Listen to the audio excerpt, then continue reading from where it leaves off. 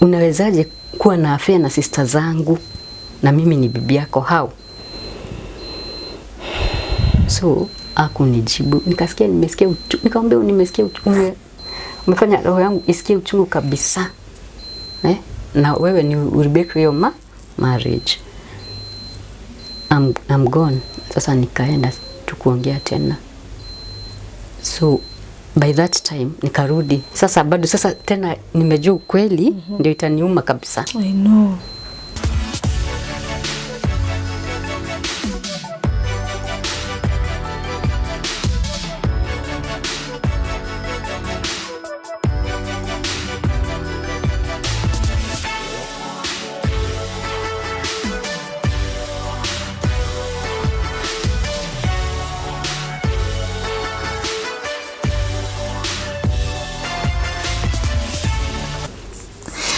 Hello everyone and welcome back to Martha's Soy Pan channel.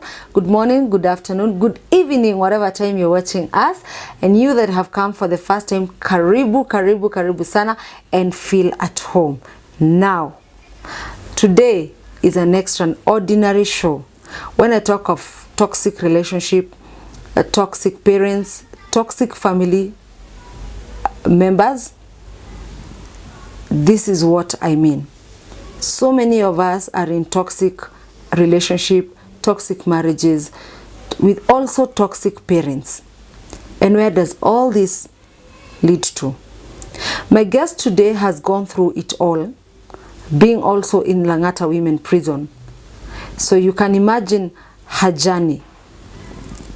And before we judge, before you write a comment, kindly think or put yourself in her shoes and tell me, would you like what you want to comment be commented if it is you?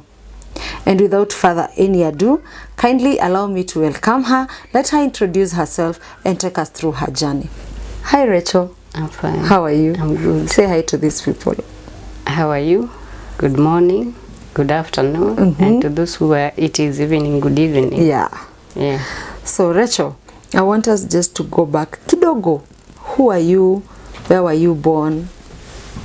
Are you a mother? Are you married? Are you single? Just kidogo, just brief about your childhood. My name is Rachel Wanjiko Chege. I'm a single mom, but I was married and I have 4 kids. Wow. Yes. Wow, and you don't look like... I was born in Riruta Setrite, near Kawangware. That's where I was born. And I went to Kawangware Primary School. But unfortunately, I didn't go to further my education in KCSE. I just finished in class 8. Okay. Yeah, that's where I stopped. So I stayed at home. That was, I did my KCP, the first one, the class 8. Okay. Nilikuwa ya kwanza.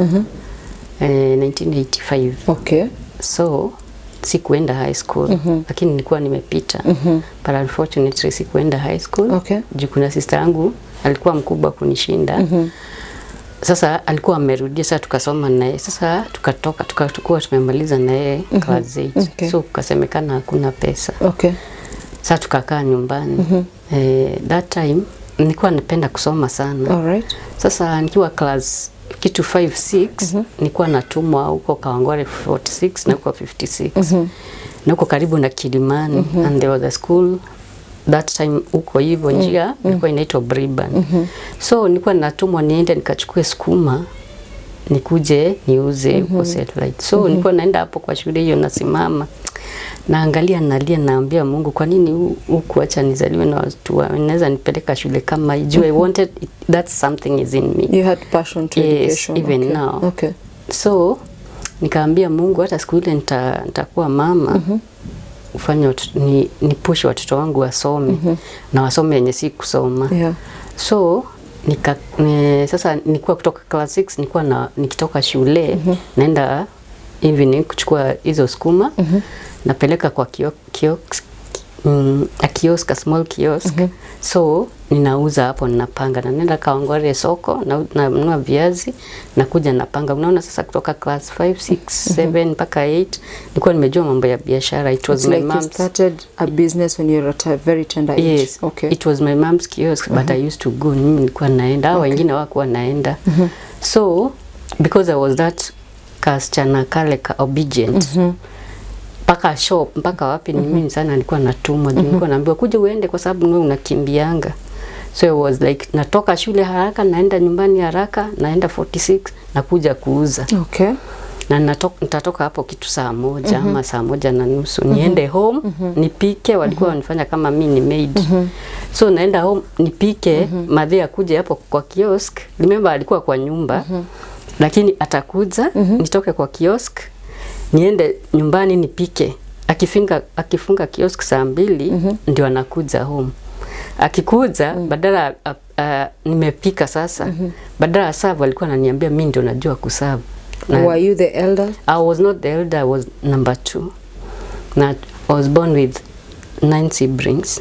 So we were 8, so we were 9. Okay. So ni mimi nilikuwa na serve. Hata kupika ni mimi nilikuwa napika. Naona sasa nilikuwa nimewekelea responsibility zote. So by the time nimalize class 8, nimemaliza hakuna kuenda, sasa niko full time hapa kwa kiosk. So I felt this is not what I wanted. Na nikaona hapa ni kama kunitumia, but sasa hiyo sikuwa na understand sana. So how old were you at this time? I was like, by the time I was married I was 18, 1989. So I was like 15, 16 hapo. Okay. So nimemaliza class 8 hakuna kuenda high school. Sasa niko full time kuenda Kawangware kuleta mnafanya the whole day. Nikaona hii hainifurahishi. So one day I learned nikapotea nyumbani. Nikasema nikaenda kuandikwa maid. Kwenye nilienda kuandikwa maid by like 2 weeks nikakujiwa na mama yangu na baba yangu akanikujia akaniambia uwezi andikwa maid. So me I was just that girl, I wanted to be independent. Juu sijaenda shule nakaa nyumbani nikifanya nini, nitafute maisha yangu. So nikachukuliwa nikarudi nyumbani. Nikaenda tu bado kwa ile kioski naenda kuuza. Sasa niko sifurahi sana juu hata ukiuza hakuna kitu unapatiwa. Wewe ni kufanya kazi na unafanya mpaka I was waking mapema. Amka mapema naenda na acha nimefua naosha vyombo. Alafu naenda sasa kuchukua vitu na kuja kuuza. Okay. That was my routine. Okay. And before hapo home kama kila mtu ajaamka mimi nilikuwa naitwa wa kwanza. Naambiwa nifungue mlango. Ati mimi niko it's like they were saying ati niko na how do you call it? Baraka. So kila mtu kwa kitanda. So you're the one to go and hata kama nitaamka nimefunga macho bora nifungue mlango. And that is your mother doing this? Yes. Okay. That time sikuwa najua hiyo ni kusema nini. Lakini I was like kwa nini? Sasa wananiambia ati unajua unakuanga na luck. Monyaka they call it like that. Okay. So nilikuwa lazima nifungue, hata nikikatalia kwa kitanda wataniita mpaka nifungue nitoke, hata kama nimefunga macho nikifungua mlango atafadhali nirudi kwa kitanda. Hata kama babangu anaenda kazi mapema juu he was a plumber. Sasa alikuwa saa zingine anaenda kazi mapema. Sasa ni lazima nifungue. Sasa unajua ukiamka hutarudi kulala, utafanya kazi. So hiyo sasa nikasikia sasa nimechoka. Unaona sasa hata nikatoroka mara ya pili nikakujiwa tena. So hapo ndio nilikaa like 3 years sasa. Nikaanza kuambia babangu sasa ulisema sitasoma. Juu nilikuwa nasikia hiyo kitu inanisukuma. Akaniambia tafuta kakosi kadogo nikupeleke. Nikamwambia sawa, nikatafuta college ilikuwa hapo Kawangware hapo kwa road. Nikaenda lakini ilikuwa ya kushona. Na sasa hiyo sio passion yangu. Tailoring. Okay.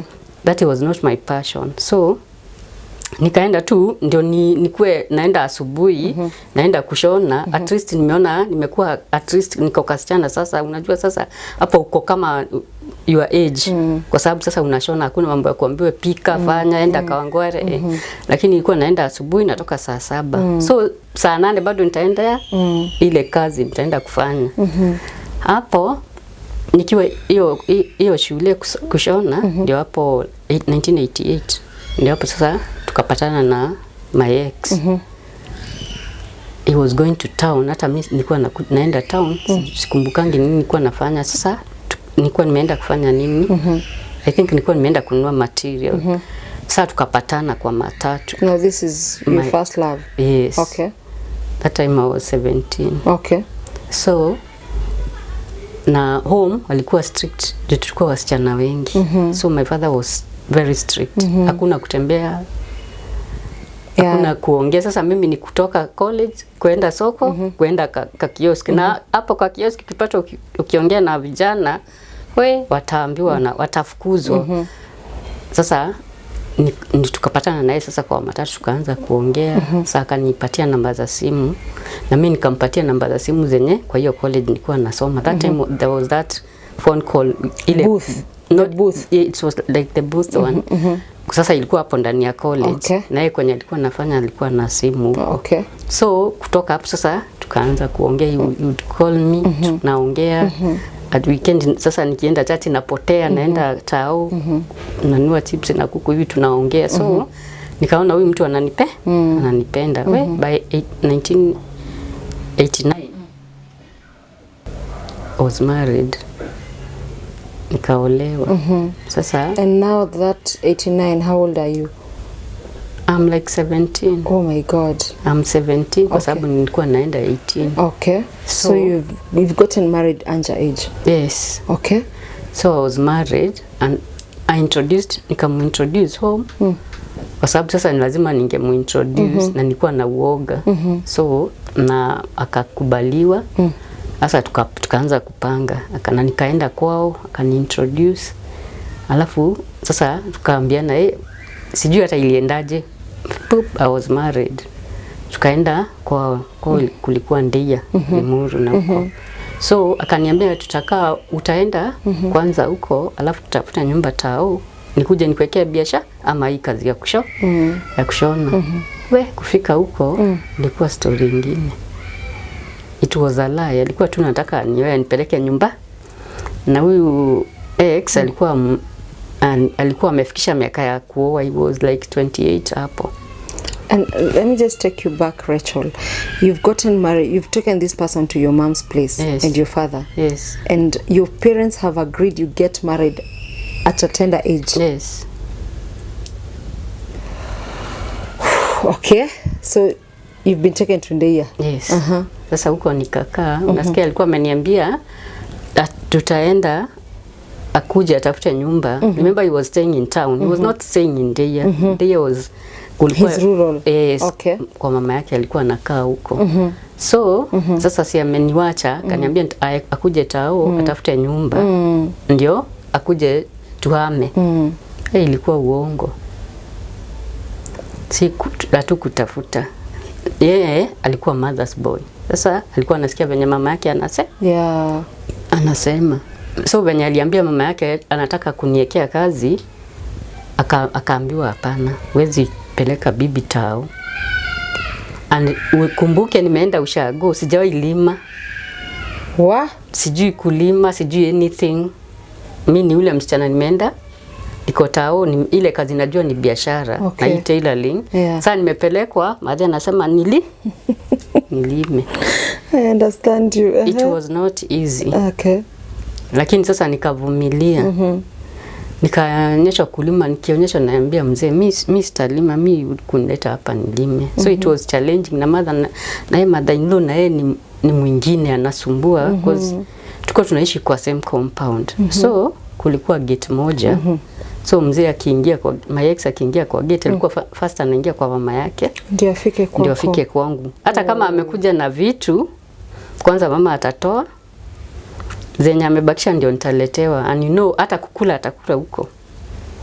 So atakuja ameshi. Then what was your need to get married? I don't know. sikuwa naelewa saa hii. Na ukumbuke nilikuwa mdogo. Sasa nikiambia mama yangu mwenye alikuwa amenizaa, ananiambia tia mtu ni kuvumilia. You know?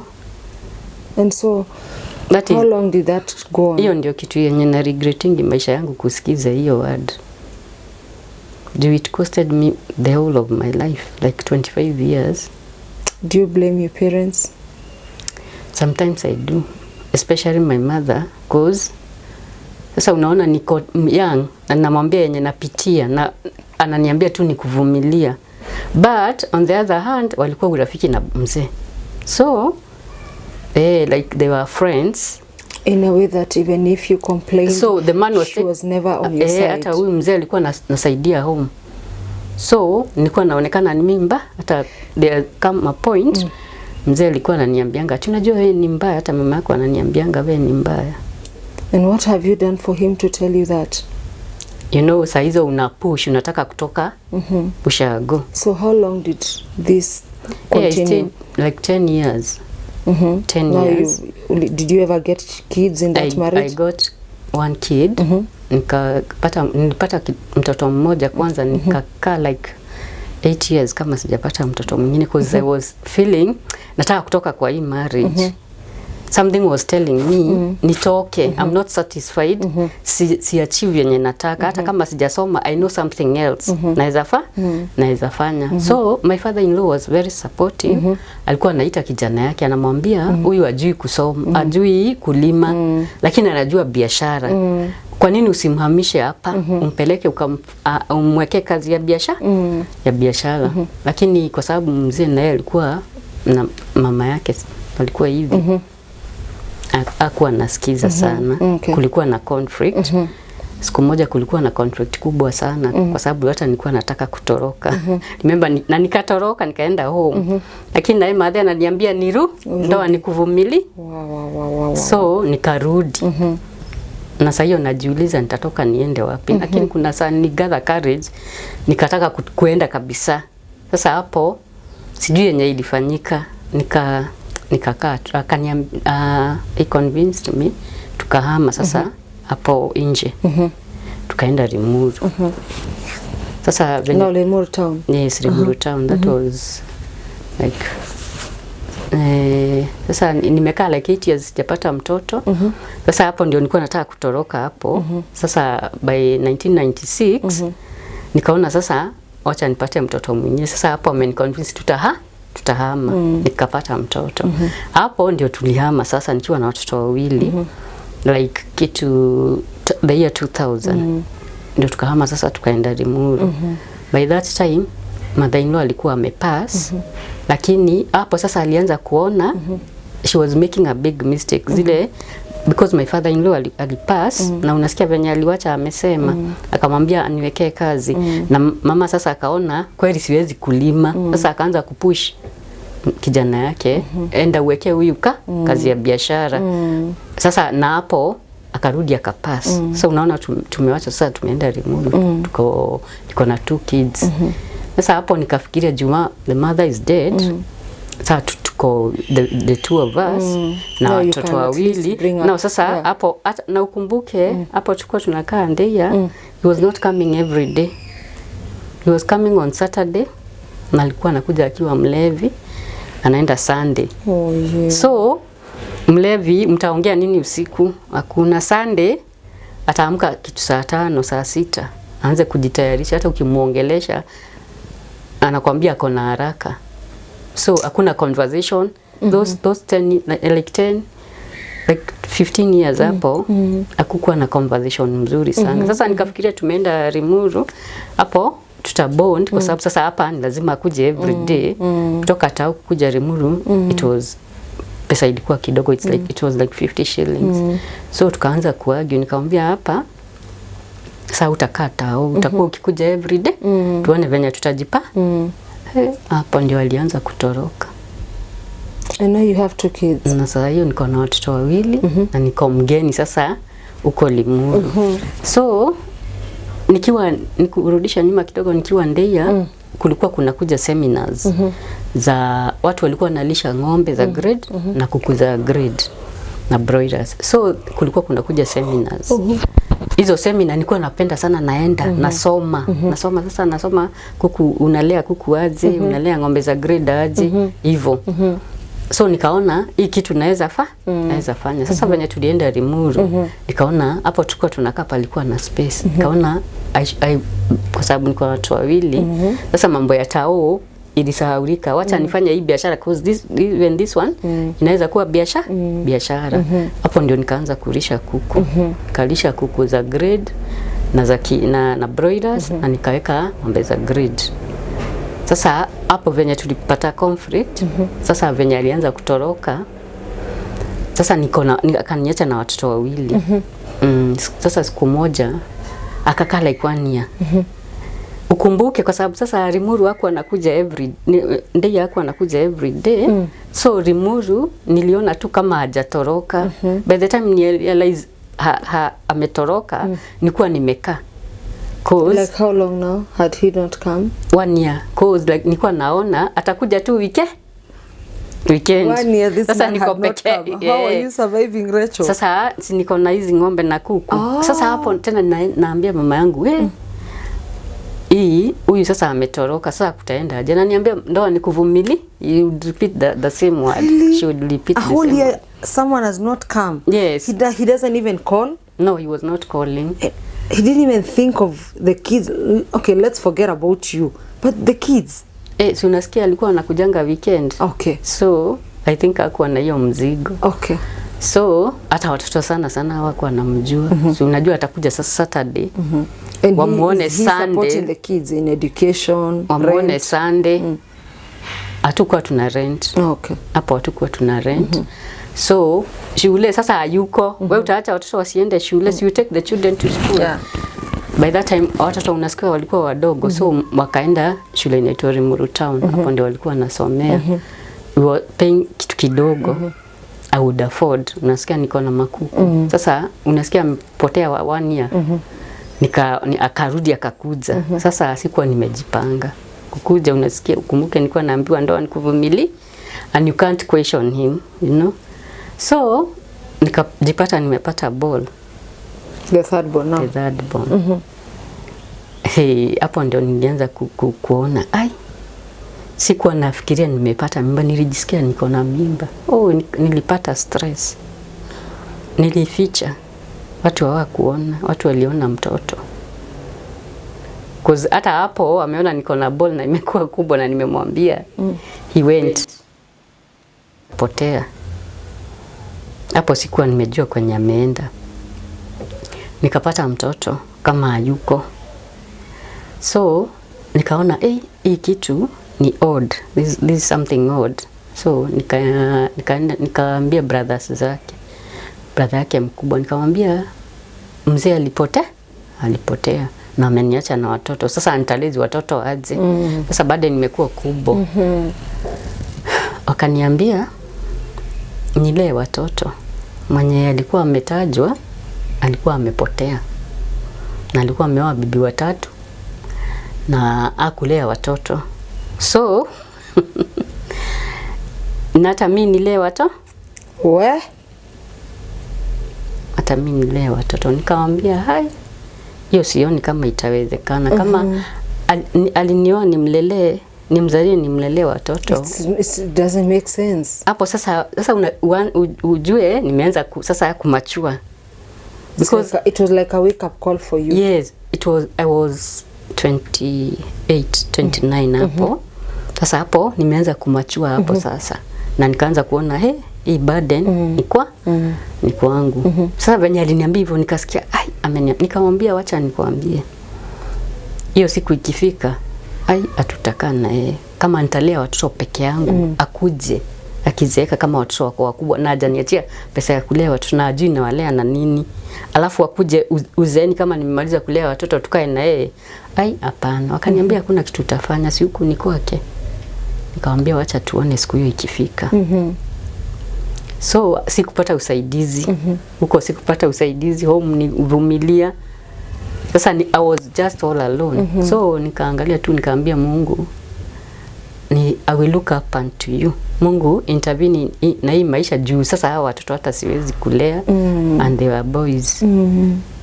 Sasa nikakaa na sasa nimeingia chama za wamama Kenya Women zingine. Sasa naenda nakopa pesa huko, nakuja nalea hizo kuku, nauza. That was 2 or 3. Akakuja like mtoto akiwa na 1 year and something. Nikajipata tena niko pregnant. Hiyo ikanisumbua. This man comes unaware. He does not say when he's coming. No, it's just come. Sasa geti si utafungulia. Na usimuulize ametoka wapi. Hata kujibu. Hiyo hata sio topic ya kuleta.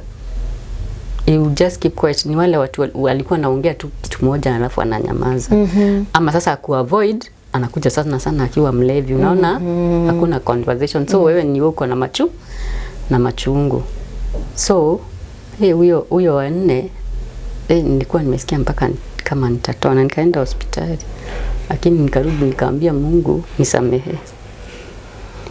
So hapo ndio nilijiambia that was the wake up call kabisa.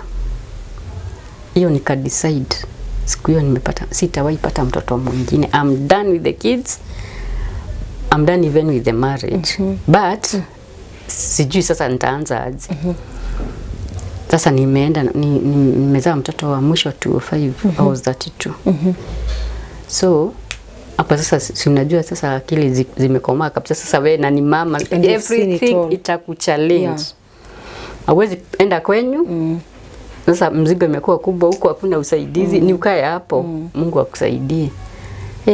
Tena sasa venye meona nimepata mtoto. Alikaa kidogo, mtoto akakuwa mkubwa hivi. Alafu sasa akaona sipati mtoto mwingine. Sasa hapo ndio alipotea like 7 to 10 years. Akaniacha sasa na watoto kabisa. Venye alienda, hapo ndio sasa situations zikaanza kuchange. Nakumbuka nilikuwa nimeenda kwa Kenya Women, nikakopa pesa, nikaleta kuku 1000 chicken zilikuwa za layers. Na nilikuwa na ng'ombe 4 za grade. So I was selling milk kwa dairy na shops huko hapo Limuru. So hizi kuku nimezilea zimekula pesa zimebakisha 2 weeks. Nikapata zimekufa. Nimeziacha mzuri jioni. Na ukumbuke nilikuwa naamka saa 10, siwezi afford kuandika mtu. So nilikuwa naamka saa 10 ya usiku na nimelala saa 6. Juu lazima uache hizo vitu umeosha. Ndio asubuhi utaamka uziweke vitu safi na maji safi. The following day nikapata kuku zimelala. What? Zimekufa. Nilibakishwa kuku 1000. Nilibakishwa 70 chickens only. Azikuwa gonjwa? Hapana. What happened? Nikachukua sasa kuku moja, nikaenda kwa hawa watu wana agrovet. Kuna agrovet ilikuwa Limuru na alikuwa daktari huyo mtu. So mlikuwa mnatembea na yeye process, zipatie hii dawa, unaenda hapo anakupatia dawa. Chukua hii, chukua sasa tumeenda process zote, nikabeba kuku nikampelekea, nikamwambia kuku nimepata zimekufa. Sasa unamwachia, anafanya kama ni postmortem, anafanya kuku sasa anaangalia kuku ni wapi nini ilifanya. So akanipigia simu, by that time kulikuwa na simu, akaniambia kuna ugonjwa. And what caused death? I don't know. Lakini hapo saa hizi nilikuwa na kuku, kulikuwa kuna kujanga na siafu mingi. Siafu unasikia mmelala zinatoka zingine juu hata ujui zimetoka wapi. So nilikuwa naishi na mafuta taa. Zinakuja siafu, zinakuja nyuki na zinakuja bees. Yes, bees. Na panya kubwa. My God. Hata ukiweka dawa ziwezi kula. That time ndio sasa kuku zikufe, nilikuwa na struggle na hiyo kitu. Sasa by that time I was not, sikuwa najua ni nini inaendelea. Najua kuna mambo zingine ni spiritually. So hapo sasa ndio kuku zimekufa. Leo ni lazima nilipe. Watoto lazima wakule. Sina mtu wa kunisaidia. home hakuna. By that time sasa niko na mashida hizo. Yeah, I wanted to ask you, when you're going all through this, was none of your relatives, your mom, your sisters, never came for help to you?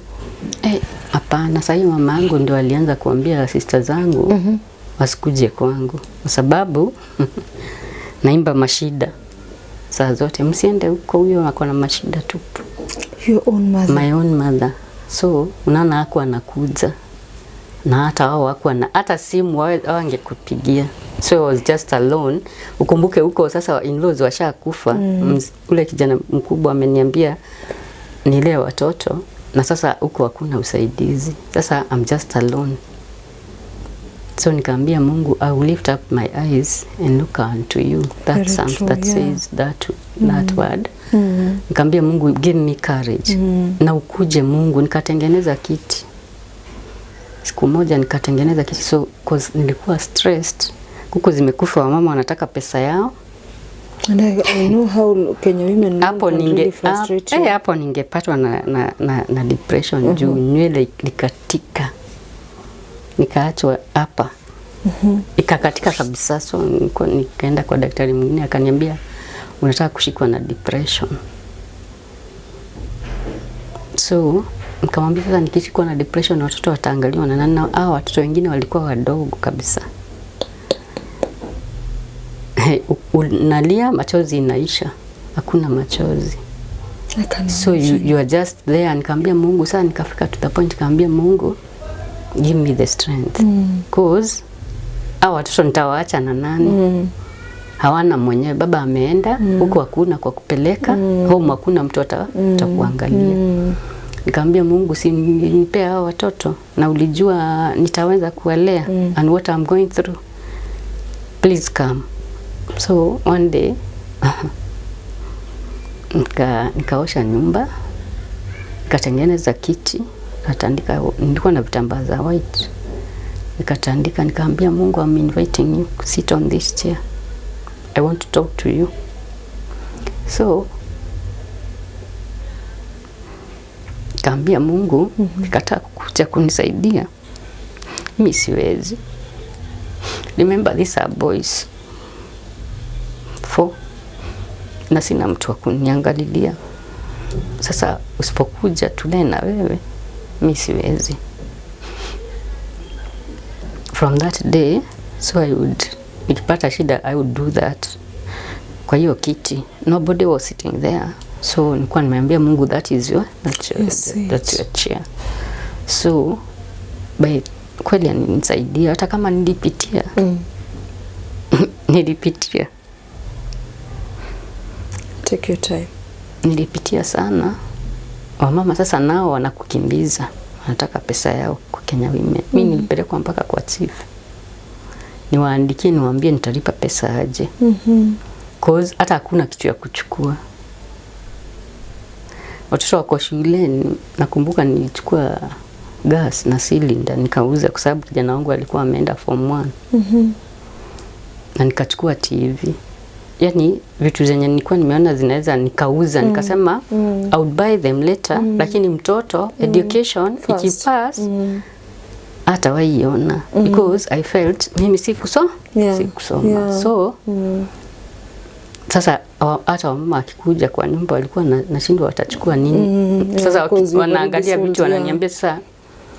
So wakanipush. Sasa hiyo niko na stress, sina.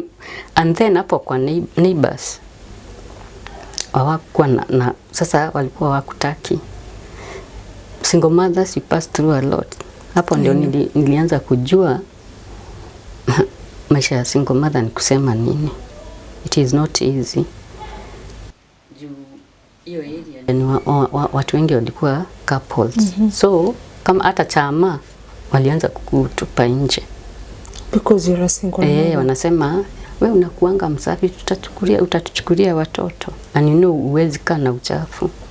Wenye Mungu amekuumba. Utawachukulia watoto ama mabwana? Nitawachukulia mabwana. Really?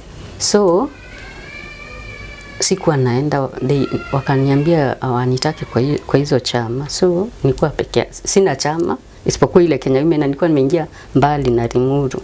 So wale tulikuwa tunaenda nao wako wanajua kama niko na bwana. Walijua saa hizi wanakuja kuniitisha pesa, nikamwambia mzee alitoroka. Sasa hata siku moja wakakuja wakasema sasa huku kwako tutachukua nini? Nikamwambia kuna. Sasa hapo ndio walinipeleka kwa chief. So I went and told the chief kuku zilikufa na mzee sina. Na mama, unajua Kenya mimi lazima ulipe. That time it was so stressing. Lazima hakuna hata cha kusema uko na saving toshanishe. So chief akaniambia utaandika barua hapa useme siku ile utalipa pe. Nikakiandika barua hivi nikaambia Mungu intervene in this letter. Ndio hata chenye naandika sijui. Na sijui nitatoa wapi pesa. Lakini nimeandika. Sasa hiyo kijana wangu alikuwa form 2. Akafukuzwa shule. Kwenye alikuwa anasoma sasa nimeshindwa kulipa kabisa. Huyu mwingine ako class 6. Alikosa mpaka viatu za kwenda shule. Na kuna kitabu alikuwa anataka it happened. Sasa tulikuwa kwa nyumba wote. Watoto wako hapa kwa nyumba.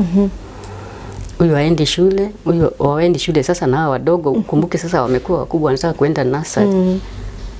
Na ukiomba pesa hakuna mtu anataka kusaidia na ile loan. Kila kitu is stressing. Ukiangalia hivi unashindwa. Sasa siku moja nikamwambia Mungu, akisaamini wa nani? So nikafikiria kuomba sister yangu usaidizi.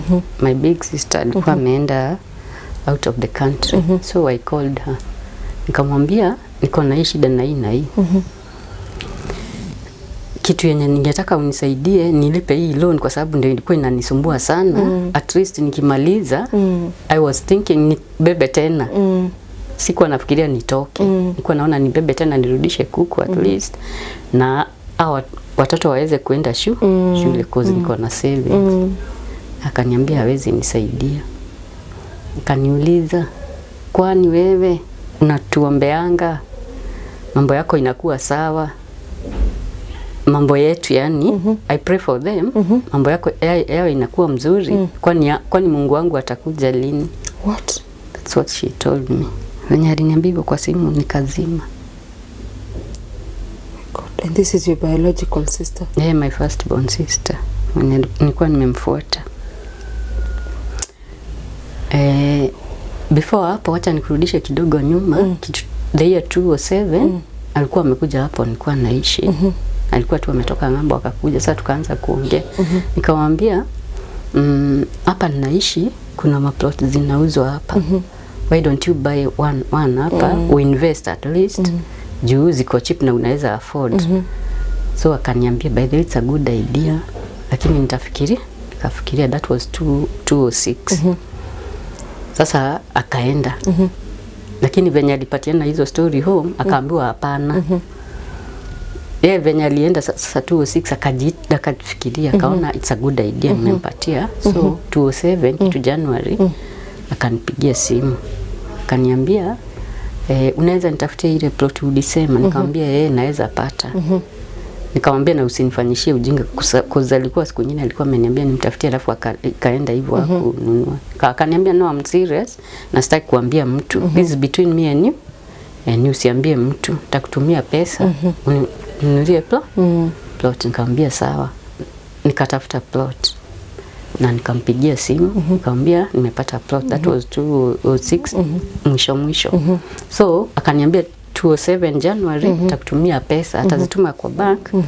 Andike barua authorization letter nipatiwe lakini ni check.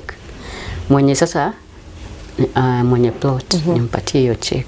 Ndio sasa tuende hiyo process ya title. Akanitumia akatuma na everything. Na huyo mtu sasa tukampatia check. Na nikamwendea process zote. So by this time na struggle niko na hiyo title yake kwanyu. It was 2007 January 2007. Sasa iko tu kwa nyumba nimemwekea na alikuwa ananiambia usipatie mtu. Hii title ni yangu. So mom siku ile alisikia ni amenunuliwa plot alikuwa anaitisha. Na sister yangu ananiambia usipatie mtu mpaka nitakuja unipatie. Ukumbuke nilikuwa so you have to lazima uikae naye. Na uificha juu hujui nani anaweza kuja kuichukua alafu ilete. So I'm talking now mambo ya stress na nini ilikuwa 2010. 2010 hapo sasa ndio nilikuwa nimekurudisha nyuma to 7 I had the title. So nimekaa nayo 2010 ndio nimemwambia anisaidia, akaniambia awe 2011 2009 ndio nimemwambia anisaidia, akaniambia hizo words. She can't help you. Yes. Okay. So hapo nilikaa tu chini nikalia, nikaambia Mungu sasa nitafanya nini? Sijui nani nikajiambia. Ile plot. Nikajiuliza nini niko naye naweza uza huku wake. Sasa hiyo watoto sasa wako kwa nyumba kabisa completely. Wengine wanataka shule na sijalipa loan, bado wamama wanani stress.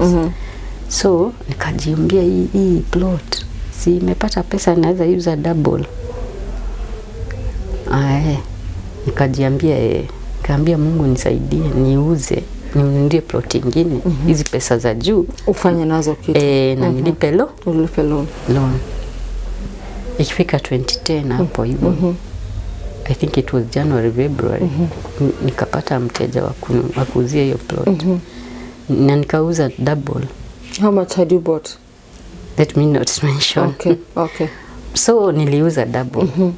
Nasikia ni 27 from 27 to 20 to 9 ilikuwa value was high. Ilikuwa high. So nimeuza. Nikaanza kumtafutia plot. Haraka ndio mimi huyo nikalipa loan. Watoto nikaingiza shule, sitaki kujua, kuna hata watoto wajui nimeuza, kuna mtu anajua. Ni mimi tu peke yangu. Na nimeweka pesa kwa account. Sasa ninaanza kumtafutia plot. Hapo ndio mama yangu alijua, akaambiwa na cousin yangu mwingine. Tulikuwa tuna neighbors hapo. Sasa ameona hiyo plot imeanza kudevelopiwa na mwenye amenunua. So akampigia mama yangu simu. Juu niko Limuru na mama ako Settled. So unaona angejua. Hakukuja hata kuniuliza atiuliza plot kwa nini. Hakuniuliza. Niliona ameniletea askari. Wait, let me take you back kidogo. You kept this as a secret when your sister told you to buy for her the land and you keep the title. And how did your mother or this other cousin know that you had bought a plot for your sister, for them not to know that you have sold it again? Sijui kama ni sister yangu alileak, akaambia mama yangu. Juu by that time mother alikuwa anasema niitishwe. No, sister yangu ananipigia simu ananiambia usimpatie. Sijui sasa ni kama ni alimwambia, juu si mimi nilimwambia. So my mom alijua kuko na title ya sister ya na alikuwa anaambia sister yangu according sasa venye nirudi kujua alikuwa anamwambia itisha hiyo title. Manjiko ni mwerevu sana. Anaweza jisaidia na hiyo title anaweza beba loan ama afanye anything na hiyo title. So sister yangu alikuwa anamwambia hapana, acha akae nayo mpaka mimi atanipatia. So kulikuwa na conflict home. Nilirudi kujua baadaye. So unajua umesikia mama amejua kuna plot. I think wali communicate na huyo cousin wangu anamwambia muangalilie, I don't know. So cousin ndio aliambia mama yangu. So alileta tu askari jioni moja kitu saa 3 ya usiku. Sikia geti imegongwa. Kwenda kuangalia, ni kijana wangu alienda kuangalia. By that time alikuwa form 3 hapo hiyo. Form 4 akakuta ni shusho yake. Sasa akamfungulia, ameingia na askari 4, wamama 2 na wanaume 2. Sasa akaingia kwa nyumba. Sasa watoto wadogo sikuwa walikuwa wanamjua shosho, akamza shosho, kwani ni nini? Akasema nitafungisha mama yenu mkue chokora, God forbid. What? So watoto wakastuka, hata askari walistuka, wakakaa chini. Wakamuuliza kwani huyu, your own mother said that? Sasa askari wakauliza mama, kwani huyu ni msichana wako? Jua kwa wamemwambia amekuja kwa msichana wa. So askari walijulia hapo, wakakaa kwa viti, wakamuuliza kwani huyu ni msichana wako? Ajibu. So ujue walikuwa kwa under instruction lazima wanishi waende na mimi. So mnasikia venye aliambia watoto wakastuka na ukumbuke hawajui anything. So wamestuka, wameshindwa, shosho ametuletea askari anasema mama atashikwa aende wakue chokora hao. Na ukumbuke hao watoto sasa walikuwa wadogo, class 1 na 2 hapo. So kweli nilichukuliwa kapelekwa Tigoni. Watoto sasa nikawaacha peke yao. Nikabebwa na gari tukaenda Tigoni. Polisi wakaambia, wanamuuliza, huyu ni msichana wako? Aongei. Hata kwa sababu tulienda kotini, alikuwa anaulizwa na jaji, huyu ni msichana wako, ananifanya hivi. Akubalingi kusema mimi ni msichana wake. So tumeenda Tigoni, tukaambiwa niandike statement. Hapo sasa wa investigate kama nimeuza plot juu kufika huko niwaambie mimi sijauza. Si unaona sasa ni kesi. So saa zile nilikuwa naandika statement, sister yangu akapiga simu huko police station. Sikuenda nyumbani, nikafungiwa Tigoni sasa police station. Na nikafungiwa for 2 weeks. Without unaambiwa unastakiwa nini. 2 weeks, nikakaa 2 weeks. Alafu sasa ndio nikapelekwa kotini. Pelekwa kotini, unajua unaenda kotini, kesi ina mentioniwa Limuru. Unaambiwa sasa kwanza utatoka na bond, ndio kesi mwanze kesi wa investigate hiyo maneno. Na nikapewa bond ya 100,000. Mtu mwenye alikuwa amekuja kuniwekea hiyo bond, sasa alikuwa naenda kusign, sijui kulienda aje. Mamangu sijui ati akapiga nduru, sijui akisema nini, ikakataliwa. Nikaandikiwa kwa hiyo karatasi hapo nyuma nipelekwe Lang'ata remand. So sikuriliziwa. Hiyo karatasi sasa imekuja imeandikwa, nikaonyeshwa na polisi, imeambiwa uende Lang'ata remand. And all this time bado juu unastakiwa nini? Sijaambiwa kitu. So nimerudishwa Tigoni police station. So you are supposed to be taken the following day. Mimi nikaambia siwezi enda. I know my rights. Siwezi enda. Lazima si nimepewa bond na sijakosa. You have to take me back there kwa police, kwa kotini. Kama nimekosa ndio nitakumbuka nitakubali kwenda Lang'ata. So nikakataa. Naye wale walikuwa na by the time nilipata pesa nilianzanga kwenda slaughterhouse Kichinjio. Kwa naenda huko na chinja na nauza ng'ombe.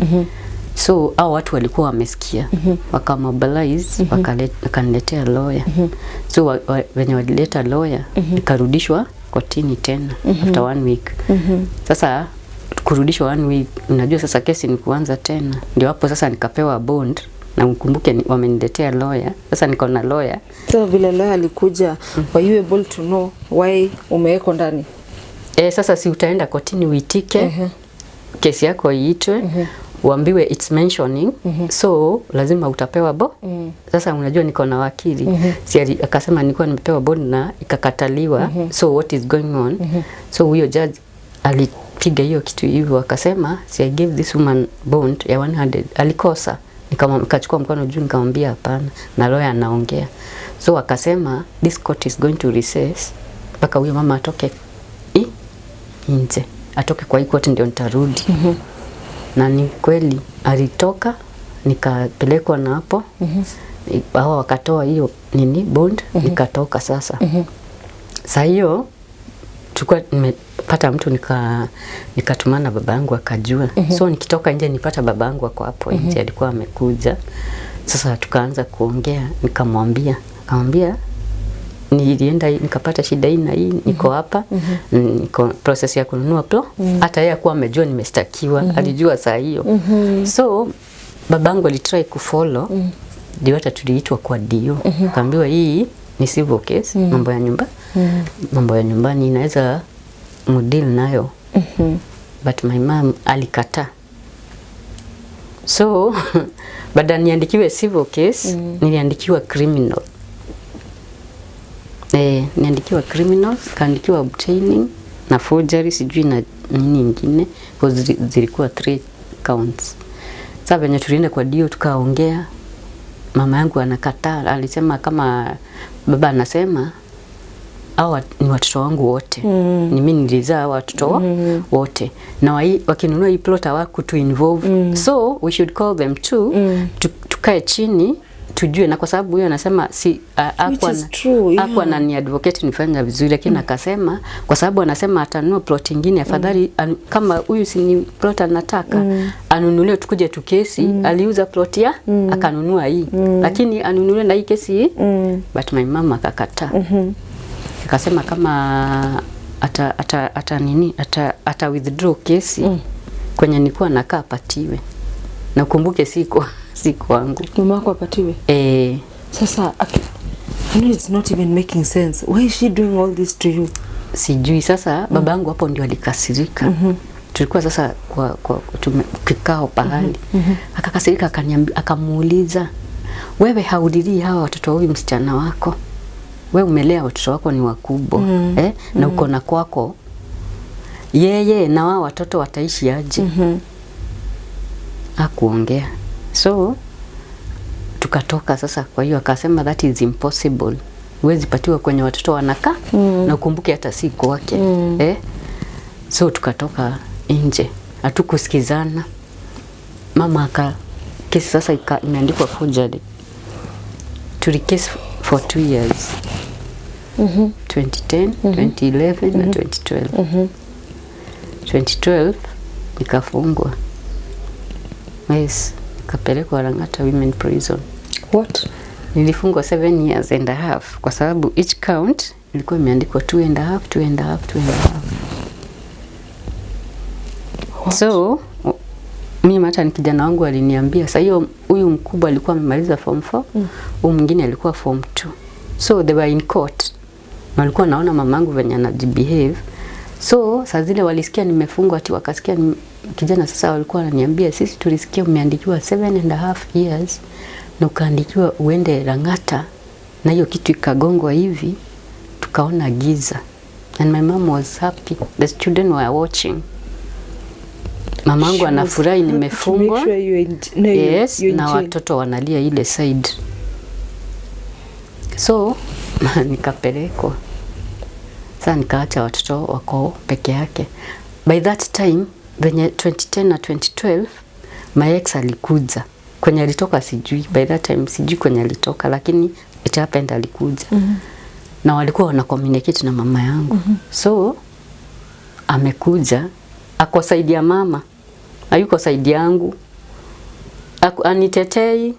Hata watu wakina Bona hakuna mtu alikuwa ananitetea. Everybody was seeing me as a criminal. Sasa nikamuuliza, hata my father amuuliza, wewe baada usupport bibi yako na amefanya hivi kwa sababu wewe ulienda, you are the cause of all these problems. So uko supposed kutetea bibi yako juu ni watoto wako alikuwa na. Very true. Na wewe uko hii side nyingine. My father could not understand what was going on.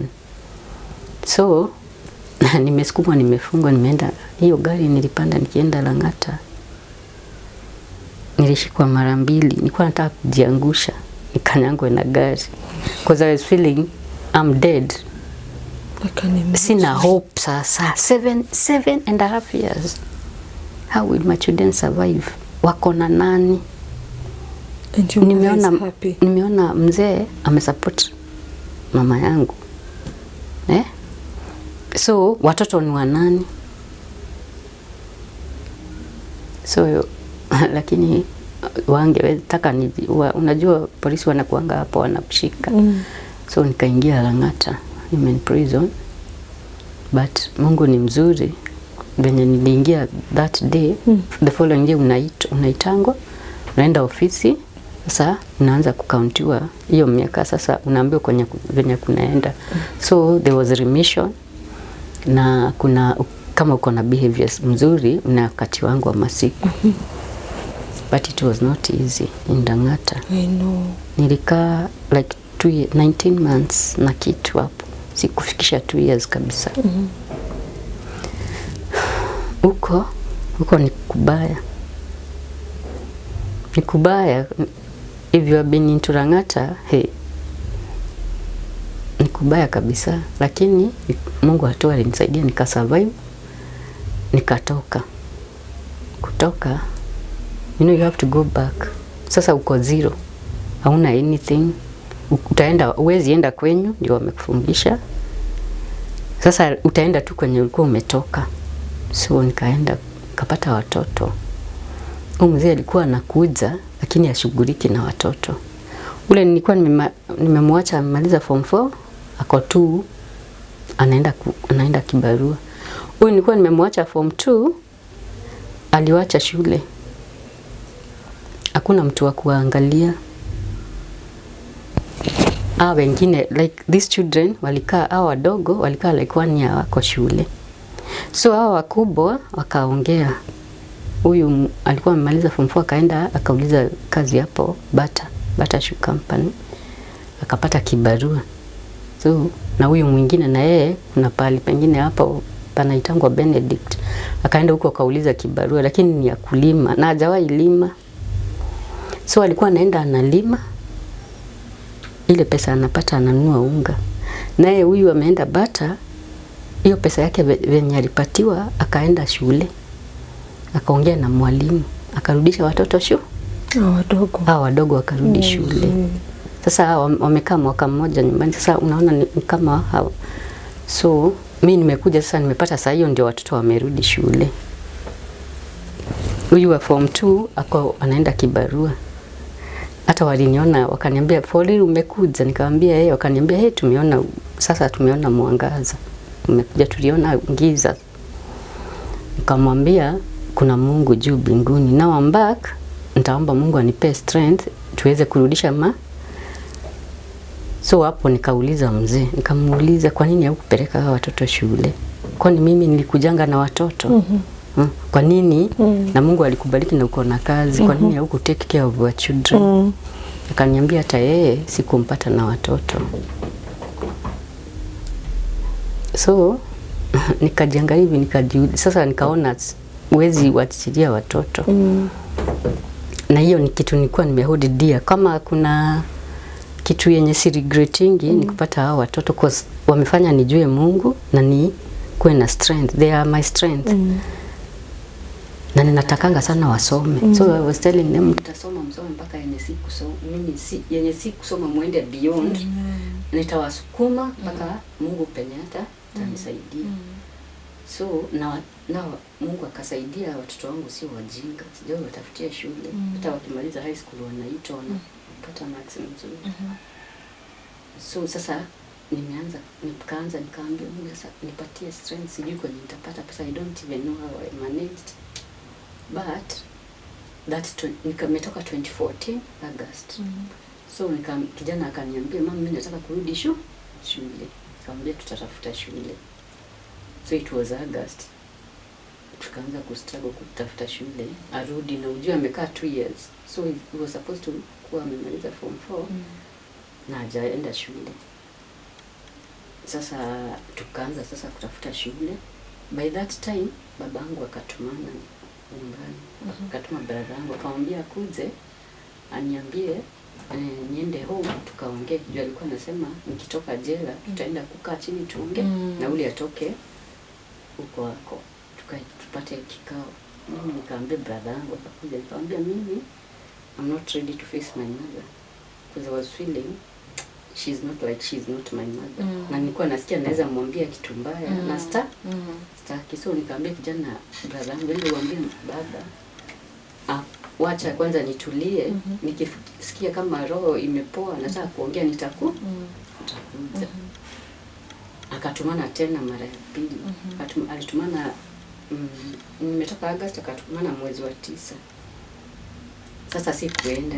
Kijana akarudi mwezi kama wa 10. Akaniambia baba ametuma. Nikamwambia mwambie bado sisikii, nataka kuongea. Nasitaki kuface mama. Kwa sababu hata hao walikuwa na conflict. Sasa zile alinifungisha. Mama alitoka home. Baba alimwambia huwezi nifungisha mtoto na tukae nawe. Chagua utoe hii kesi itoke ikuje tuongee. Lakini mama na sister yangu akaona hapana. Mama akatoka home, akaenda akakodishiwa nyumba na sister. The same sister who huyo kwa nje country mwenye kesi sasa. Nilichukua mama yangu ameenda akamrentishia nyumba. Akamrentishia nyumba like 15 months, 1.5 months. So saa hizi baba yangu ananiita niende, mama amekuwa amerudi home. Sasa anataka ndio tuongee. It's like a reconciliation. Yes, Okay. Yes. So hii mara ya pili nikabeba babangu, mimi sisikii kama nitakuja. Mwambie tu anipeta. Anipeta. By December babangu akapass. So hatukuongea. So when tulienda saa mazishi that December. Remember it was 5th December 2015. Tumeenda mazishi, hata huyu mkubwa amekuja. Hakuna stories zitaongelewa sasa, si mazishi. Tukamaliza. Mimi nikarudi kwangu na yeye akaenda, sijui niliacha yeye. Kaa kidogo. Like sasa nimeanza kustruggle sasa vizuri kutafuta shule juu. Ninaenda shule, mwalimu ananiuliza, "Huyu mtoto venye alikuwa amepita, kwa nini hajamaliza form 4?" So I was going school after school kutafuta shule. Sasa mwalimu mmoja ndiye aliniambia, huyu mtoto lazima utaniambia kama ni kufukuzwa alifukuzwa ama ni mesa alifanya shule gani ndio niweze kukusaidia. And that time was so fresh, sikuwa nataka kuongea mambo ya Lang'ata and nilikuwa na uchungu mwingi. The wound was still very fresh. Yes, and my heart was heavy. So sikuwa hata nataka kuambia mtu ni mama yangu amenishikisha. Lakini sasa huyu principal akaniambia, "We have to talk, even mimi ni mzazi kama wewe, niambie ni nini kiendelea." So akaambia mtoto toka nje tukatoka kwa office. So sasa hapo nikamwambia nilikuwa nimeenda Rana, so nikampatia the story. Akaniambia, "Unajua hata mimi ni mzazi. Toka saa hii hebu ndio ukatafute pesa. Utaacha mtoto waso kwa sababu shule ilikuwa imefunguliwa. Mtoto nimwacha hana school uniform." Nilikuwa boarding. Mimi nikaenda sasa tafuta pesa. Mtoto hapo ndio sasa akarudi form 3. Arudi sasa ameenda shule. Sasa nimeenda sasa nyumbani nianze kuhaso nijue strategy yenye nitaanza. Sijui nitaomba. By that time trauma ni mingi. Unajua hiyo area wanajua ulienda jela. So hakuna mtu anataka kujiazocate na wewe. Lakini nilikuwa najikaza tu na wasalimia, lakini unaona hawataki kukuongelesha. Unajua sasa huwezi enda chama. Sijui hata venye nisurvive. Lakini hapo tu Mungu alirudi akanisaidia. Nikapata pesa, kijana akaenda shule. Venye tu amesetwa shule. Nikaletewa barua na msichana wa lawyer. Ile kesi sasa imerudishwa. That was 2015. Imerudishwa na mama yangu na amepeleka Milimani court as a civil case. Hapo nilibreak. Nililia. Hata huyo akinipatia barua nikamwambia, "Hii ni haki. Nimeenda jela, sasa ndio nimeanza kurudisha mambo yangu, hata sijakaa. Tena mmeniletea barua sitakuja." Nikasikia sasa, lakini msichana akaniambia, "You have to come to court." So nikasikia, nikajiangalia, nikashindwa mimi ni wanani. By that time nikasikia kwa nini mama anataka nikufe. And saa zile sikuwa nimefungwa, nilikuwa by the time tulikuwa tunaongea na babangu, nilikuwa namwambia, "One day utakuja kuniambia kae hapo mniambie kama alinizaa kweli, but I don't believe she is my mother." Kwa that ajaya watu walikuwa nikachukua barua nikakaa nayo. So nikafikiria sasa nitafanya aje. Nikaenda kwa my uncle with that letter. Nikamwambia nimekuja kulienda hivi na hivi. So nikampa story. Nikamwambia si nilifungwa. Kaniambia mimi nasikianga ulifungwa nini? Nikamwambia sasa nimefungwa, tulitoka mazishi juzi. Mama ameleta barua nyingine. It's not making sense. Ni amenipeleka Milimani court ati nimlipe. Mayako akasema no. It cannot happen. Na ukumbuke amenitaja mama yake. Mimi am the second born, so mimi naitwa mama yake. The mother to your mother. Yes, so my uncle was like, "How? Kwa nini?" Okay. So my uncle Kaniambia chenye nitafanya sasa, sitamwambia niambie, kwa sababu nikimuita mamangu, ukimuita muongee, anaanzanga kulia. Kwa hivyo wana defend na kulia, so akilia hakuna kitu mtaongea na ajibu hata mkimuuliza maswali. So mama yako akaniambia sitamwambia, namuita kwa sababu yako. There was another issue walikuwa supposed to ongea familia. So akaniambia nitaita wale wengine wote na nimuite, nimwambie tunaongea nini, mambo ya nyumbani. Ndio akubali na wewe utajificha. So nikajificha. Mkutano ikaitwa, wakakuja sasa venye wamekula wameketi. So mama yako akamwambia kuna mambo nataka kuongea, lakini before niongee akaambia, akasema niitwe. So my mom didn't know I was there. So venye niliingia akaniona, akaanza kulia. Akaanza kulia. Sasa na alikuwa akamwambia, akaambia wengine, si nilikuwa nimempatia barua, nikatoa photocopy, nilikuwa nimempatia mtu. Akaniambia, akawaambia msichana alikuja hapa, mama yake amemstaki mara ya pili na alimfunga. Tena amemstaki amlipe. How? What does she want? Akamwambia kama ni pesa unataka, situambie tufanye harambee, tukulipe hizo pesa. Kwani wewe uko na haja na pesa kushinda mtoto? So she started crying. Angu akamwambia utanipea namba ya huyo mkubwa, tuongee naye kwa phone hapa loudspeaker. Hakuwape. So she started crying. Hatu kuongea, wale wengine wajaribu kumuongelesha, analia. Mkutano tu iliisha hivyo analia, hatu disagree. Mimi nikajiendea, nikaenda kwa Mungu, nikasema Mungu si nimetry. Nitaenda. Kwa hiyo sasa siku ikafika ya kwenda milimani court, nikaenda. Kuenda sasa nikapata kesi, hata ilikuwa imenshoniwa, sasa inaendelea. Naendelea. Kawaambia mimi nilikuwa the same case, sasa ndio nimetoka jela na mmeendelea na hii kesi, nimuirudishe na mnipe hizo makaratasi ndio niweze kusoma nimeshtakiwa ni nini. Kaambiwa sawa. Sasa si kesi ikaambiwa, ikasema itamention another day. So kwenda kuitisha makaratasi kwa clerk, sikupatiwa because it was a big file. So tukapatiwa date ya kurudi kotini. Kurudi that date tulikuwa tumepatiwa, nikapata kesi imetupwa nje. That's 2015. So nikafanya, nafikiria mambo kukaa 2016 ndio hii barua nyingine.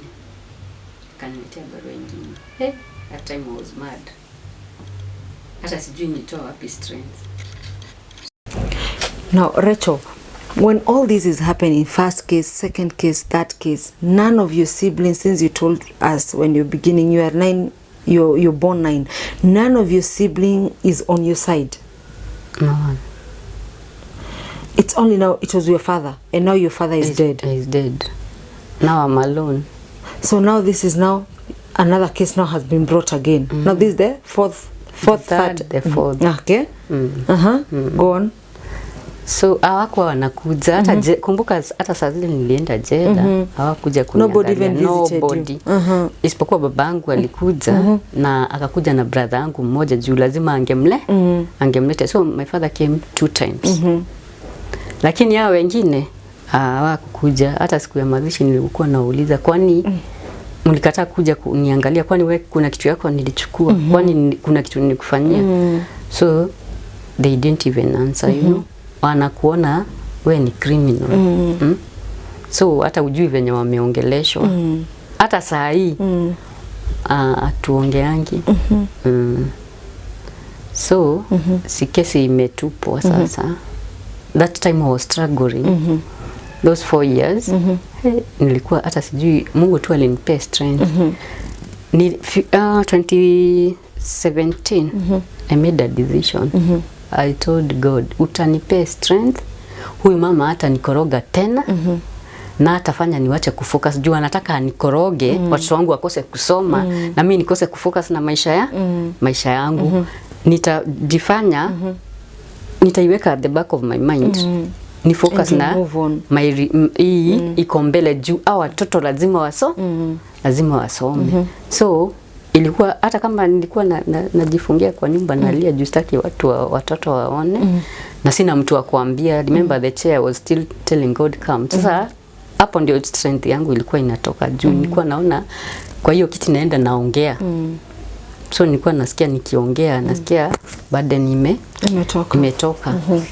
Na huku nje watu wanakuona, unaona ni mama yako amekupeleka jela. So hakuna kitu mbaya kama mama yako amekurusha. Hata hao watu mother wajua ati wewe ni wataona kama mama yake wanasema uko na kasoro.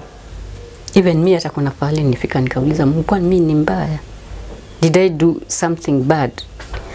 Lakini sasa nikakumbuka kuna story saa zile nilikuwa Lang'ata. Kuna mama nilipata huko alikuwa ameshikwa before nizaliwe. Because alikuwa amekaa like 40 years in jail. Alikuwa amekaa miaka mingi. So huyo walikuwa wamezaliwa wawili. Mama yake alikuwa anashindanga huko anakuja na ni mzee alikuwa anakujanga kulia. Wasichana wawili wakapata conflict. 2 sisters, 2 siblings wakafight. Bad luck, mmoja akaachwa mmoja. So mama yake alikuwa anakuja jela analia mpaka anaenda kwa gavana ananiambia simu nifungulie huyu mtoto atoke. You know? Nikajiuliza kama huyo mama alikuwa anagather strength ya kuitisha huyu mtoto wake na ameua, mimi ndiua nani? Nilikuwa najiona kama ni mbaya. Sasa nikaanza kujiforgive. Nikaona this is part of life. Hata kama nilimess, it was part of life. Nikaanza kujiforgive. Sasa nikaona I had to do that to survive. Na hata hakuna kitu Mungu akuangi anajua. Kama angependa niuze na kama angependa nipitie angepinga anipeleke the other way.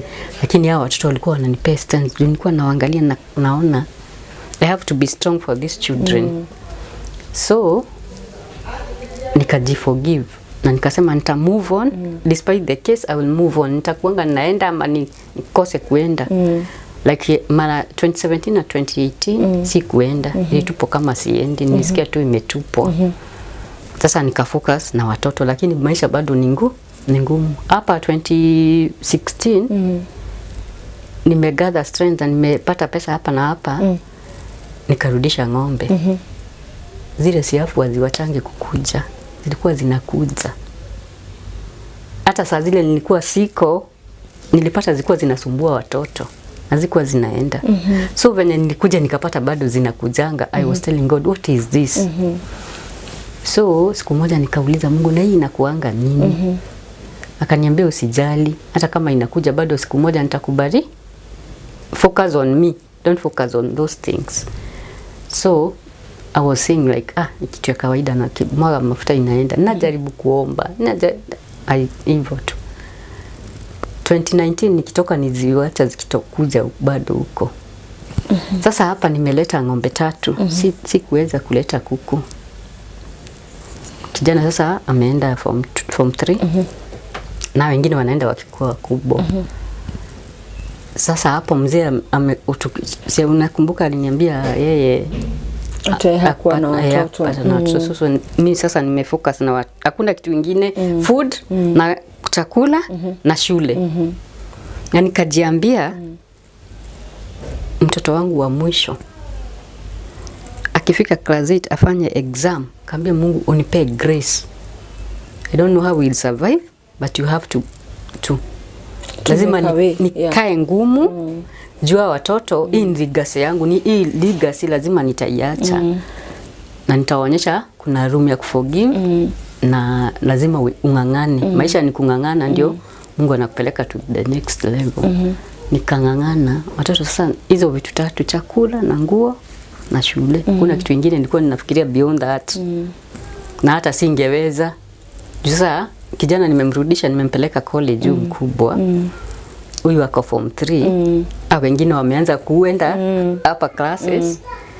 Huyu akimaliza college, huyu mkubwa na huyu mwingine anamaliza form 4, huyu mwingine akaingia high school, third born. Sasa nimeachwa na mmoja. So niko focus, mimi sitaki kuangalia anything. Despite mashida sitaki kuangalia. Lakini tunagombana na mzee, so because I told him mimi si bibi yako. Mimi nimejiita kamkutano Lang'ata, nikajiuliza uwezi nitetea. Nimekuzalia, nimekulelea, na uwezi nitetea. So even me, I'm not part of mimi si bibi yako. So I told him mimi si bibi yako. Kaniambia hakuna pahali unaweza enda, si wewe ni mzee. Nikamwambia mzee ni wewe. So nikamwambia nitakuwa focused, hakuna mtu atanitoa kwa hii nimeiweka, hii focus nimefocus. So even hata akikuja kwa mlevi apige kelele, I was just niko hapa. Na Mungu hapa sitoki, you have to help me mpaka hao watoto nione wamefika pale wanafaa kufika. 2019 kijana wangu ndio huyo class 8. Before ende class 8 hapo 2018 zile ng'ombe ndio hizo zimekuwa magonjwa. Zimepata mimba zote 3. So by the time zilikuwa sasa zizae moja, na ilikuwa na maziwa mingi, nilikuwa nimeinua like 90k. Nilikuwa napeleka maziwa, ilikuwa imebakisha 2 weeks ikaanguka. Kuanguka daktari akakuja, unaona iko na mimba, akaidunga, unadunganga shindano hapa inaamka. Haikuamka. Kaniambia sasa kwa sababu nimekataa kuamka tutatoa mtoto ndio iamke. Kutoa mtoto haikuamka. Hiyo ng'ombe niliuza ikaenda hivi like 5k kabebo, ikaenda, unajua kuna nyama wanatengeneza sijui sasa naikuwa mgonjwa, ikaiuza hivyo na mtoto akakufa. Hizi zingine nazo zikagonjeka, nikawachwa bila. That was 2018 ikiisha. Sasa niko 0 tena. Na ukumbuke that born ameenda form 1. What? Huyu mwingine amemaliza form 4. So, mimi hata sijui was fasting play. Church wakutaki. Ukumbuke ile mambo ya Lang'ata hiyo. Given the church, wanaona huyu ni criminal. Oh my God. They distance themselves from you. Yes. Okay. So, nikapata kakazi, nilibroke pahali mtu alikuwa anataka kaplot. So nikapata tu pesa. Huyu kijana alikuwa amemaliza form 4 na alikuwa ameitwa, sasa amekaa mwaka mzima nyumbani kwa sababu lazima ningepeleka kwanza huyu form 1 ndio nijue huyu venye ataenda. Akaniambia sasa mama, mimi sitasoma, mimi nitatoroka huku. Nikamwambia ukitoroka you will kill me, you are my strength, ukienda mimi utaniua. Akaniambia sasa nitafanya je? Nikamwambia wewe tafuta kazi na uvumilie. Mungu ataleta pesa, utaenda shule. Ndio hapo sasa nilipata kazi nikablock. Nikapata tu pesa. Unajua hizo pesa nilichukua zote. Nikampeleka shule KIST, hapo ndio anasomea. Hata hajamaliza kwa hapo. Is doing civil engineering. So nikapeleka pesa, hata sikuwa nataka kuangalia anything. Nikampeleka shule. Sasa huyu sasa niko na college, huyu ako form 1, huyu ako class 8. 2019. Hapo nimestruggle. Nilikuwa nalia, natoroka naenda kwa wenyewe kulala. Mzee anakuja analeta fujo. Na huyu mtoto class 8 tutampeleka shule. Hata ticha walikuwa wanamwambia, kwani ukikuja vita ukuje ulale kwangu. Ticha walikuwa wamejua. Sasa hii ilikuwa imeenda overboard. Watu walikuwa wanaona. Na kuna pale ilikuwa inafika naongea nasikia kama kichwa imeharibika. So I would like sometimes talk to anybody. Tu akileta kaso naongea hizo story. Nilikuwa nasikia kama kichwa imeharibika. Lakini hiyo kuongea ilinisaidia. Ndio huyo mtoto amefika class 8. Nikamwambia mtoto, Mungu unamshikilia. Sasa hiyo baba yake anakuja anatuletea fujo. Nikamwambia Mungu sitaki kujua. Na sitatoka kwa hii. Naona distraction tena imekuja. Na ukumbuke kesi bado saa hiyo ndio imeisha 2018. And let me just cut you short. When this man now is back again, because he's going coming. Hata akirudi Rachel, he's not helping at all. No, sasa hiyo kwanza anakuja kukuchanganya. Unajua anataka na yeye ako still kwa ile mix ya my mother. Anataka sasa na yeye utupe focus. Unajua wale watu wanataka pull down. They try each and everything. So you'd come and tell me, hey, venye uko angry. Sasa hakuna mtu anaweza ananipenda. He would talk nonsense and I would just ignore. Lakini it hurts inside. Hata watoto walikuwa wananiambia, "Mom, si uhame hapa, utafute kanyumba kadogo na hapa tukae na amani. Unajua utakufia hapa." Nikamwambia that time will come. So we would go, watoto wanaenda na watu wanalia. Naomba Mungu, namwambia nimebakisha tu kidogo, nipe tu hii strength nimalize. Hey, mother, let me tell you. Huyo mtoto nilikuwa siku ile niliona siku zimebakia za kuenda exam. Hey, ni kama mimi nilikuwa nafanya exam. I was waking him up mapema, namtayarisha. Hata ananiambia, "Mom, kwa nini unanipeleka shule?" Hata sasa ananiulizaga, "Kwa nini ulikuwa unanipeleka shule siku ya exam?" Hey, nilikuwa naenda na naambia Mungu, I'm covering this child. Huyu ni wa mwisho. Na nataka unipatie jina mpya kwa hii estate. Hapa Limuru ninakaa. Niliitwa criminal na nikanimiwa majina mingi. This child ndio atakuwa wa kwanza kwa hii shule, kwa KCPE. Sasa nitaitwa mama watoto wale welevu. Huyu last born na lazima apate over 400 and something. So I was covering him, take him to school, niko mbele yake declaring namfikisha kwa gate, anaingia narudi. Those 3 days akamaliza exam. Nilikuwa nime book aende, unajua Kikuyu mtoto anatairi akimaliza class 8. Nilikuwa nimebook nikamtafutia. So amemaliza exam, ndio mimi huyo nimempeleka ameenda kutairi. Let me tell you, that was the time ni kutoka. Hao watoto wakubwa ndio walikuwa we were parking with the big boys. They were telling me, "Mom, it's time. You have to go, you have to." I was telling me, niko ready. They were tired even then. Everybody was tired. Huyu mkubwa alikuwa ananiambia saa zingine akisikia baba yake amekuja, alikuwa na alali. Ndio alikuwa naona kama atanipata nitapigwa. Juu sasa akikuja anapiga kelele, unajua. I know. Kuna pale ilifika nikajikaza, nikamwambia, "We, don't dare touch me. Don't dare talk. Penye mmenifikisha, even me I can do anything." Lakini I was telling God, "Don't let that happen." Remember I was in Lang'ata. Na niko na record nyingine hiyo, usifanye nirudie kitu. Just give me the strength. So Mungu usinipatie. Sasa mkijana ameenda, pack everything. Ndio mimi huyo. Kapandisha gari, sikuwa nataka kujua. Na nimeenda, metafuta nyumba with faith. Siku hata na pesa ya kulipa nyumba. Lakini mtoto ameenda sasa kutaili. Huyu mwingine anafunga shule. Kijana ako Kisi tukumbuke. Huyu mwingine amepata kakibarua kadogo. So nimeweka vitu kwa gari. Nimeenda. Kwenye nilienda nikapata huyo mtu tulikuwa tunaongea naye kwa simu. Mwenye nyumba. Tukaenda nikamwambia hivi na hivi na hivi. Akaniambia, kwa sababu ilikuwa katikati ya mwezi. By the way, kama uko na mtoto umeenda kutairi, I think the best thing hizo siku utalipa at the beginning of the month. I was like, thank you God. Even I don't have the money. Lakini nimeenda kwa imani. So sasa wacha nikurudishe nyuma kidogo 2015. So that's how I walked away from that home until now. So 2015 sasa kumeanza makesi. Kuna sister yangu mmoja tulikuwa tunaongea kidogo. So I called her. Alikuwa amerudi nyumbani. Cause na yeye kulikuwa na issues kidogo kwake. So akarudi nyumbani. So nikamwambia tupatane mahali fulani tuongee. Lakini she was insisting, nataka kuongea nawe, kuna kitu nataka kukuambia. So this is your elder or your younger sister? My fourth born sister kwa nyuma yangu. Okay. So tukaenda pale tukakaa, so ina hotel. Akaniambia, "Mimi kuna kitu imekuwa ikinifinyilia, lazima nikuambie. It happened long time ago. Na tuliambiwa tusikuambie.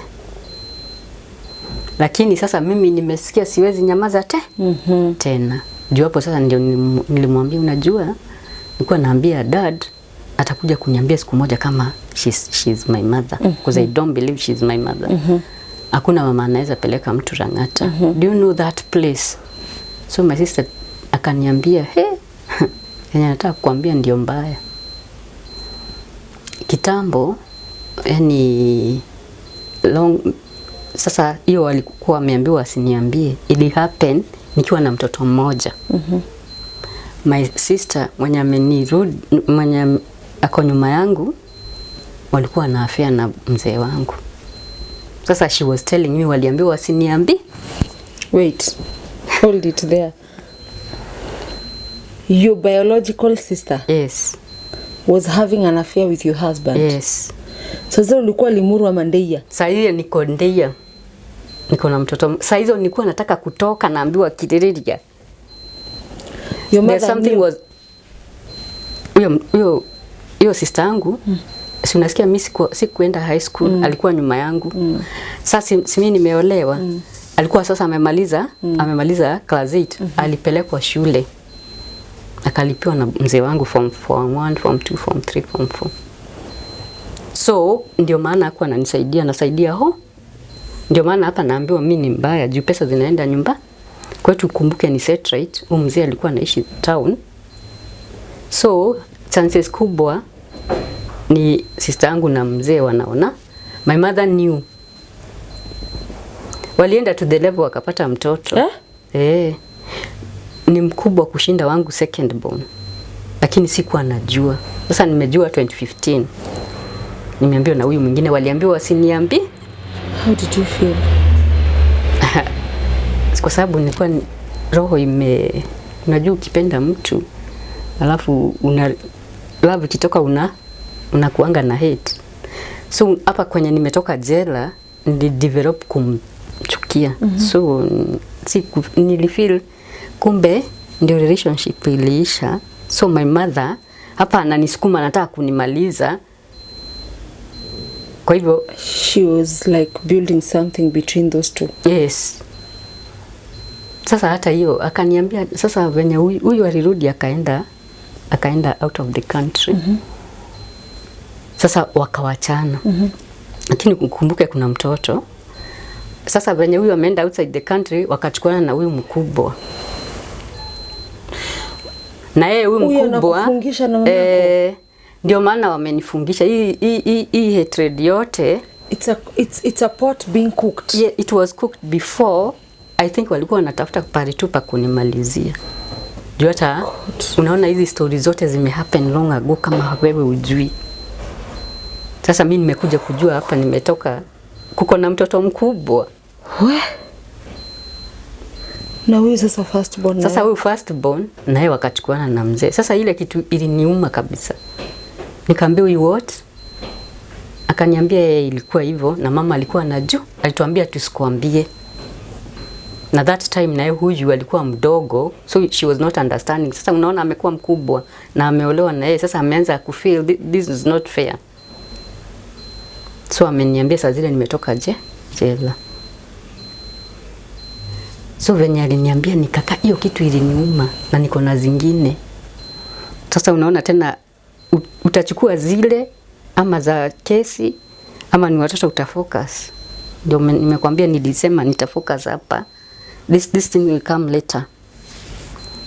So nikasikia uchungu. Sasa hata mzee anakuja hii 2015 to 2019 2016 hapo na anakuja mlevi. Ndio sasa aache kukuja kabisa. Ndio alikuwa anakaa 6 months anarudi. Anakaa sasa 1 year. Sasa ashughuliki juu one time nilimwambia. Kaambia ati ulikuwa urafiki na sister zangu. Ujikumbuke anakuja, hakuna siku anakujanga soba. Anakuja akiwa mlevi. Asubuhi mapema 5 atakuwa ametoka. So hakuna. So nikamwambia hata unajifanya uko mlevi lakini nimeshajua. So he just ignored me and me nikaona hii sitashindanilia sana. Bado let me put it pending. Kuna siku yake itafika. So si nimetoka 2019 sasa. Na ile nimejua 2015 nimekaa nayo tu nimenikula. Hakuna mtu nimeambia sasa hata mamangu ajui.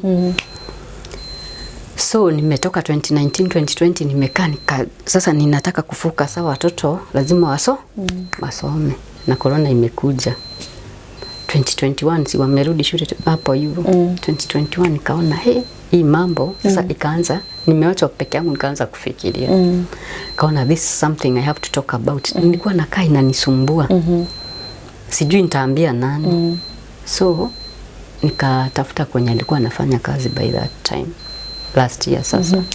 So I went, nikapata my ex, nikamwambia nimekuja. Na aliniona akastuka, nikamwambia nimekuja. Kuna kitu nataka uniambie. Nikamwambia can we sit down?